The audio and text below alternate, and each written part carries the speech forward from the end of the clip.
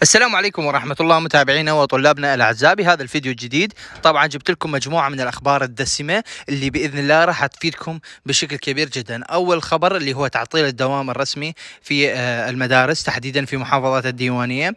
يوم غد هو دوام رسمي في كل الدوائر عدا المدارس من أجل سحب المياه.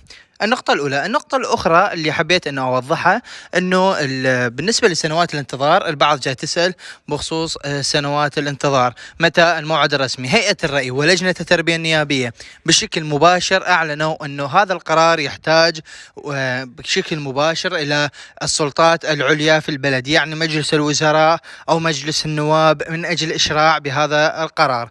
وهذا القرار طبعا صعب جدا، وبينوا أنه بإذن الله سايرين بهذا الشيء، وراح يتم الإعلان عنه خلال الأيام القادمة المقبلة. تابعوا قناتي في التليجرام، راح أنزل لكم أخبار أول بأول في هذا الخصوص. أيضا بالنسبة للخبر الآخر اللي يخص بالجامعات، طبعا الجامعات حددوا الموعد الرسمي لأداء الامتحانات الخاص بهم اللي هو 1/6 1 حزيران.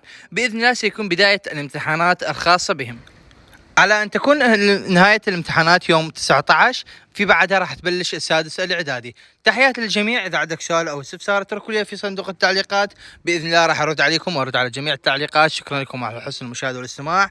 تقبلوا تحياتي، أخوكم الأستاذ حسين القريشي، بحفظ الله وأمانه. مع ألف سلامة.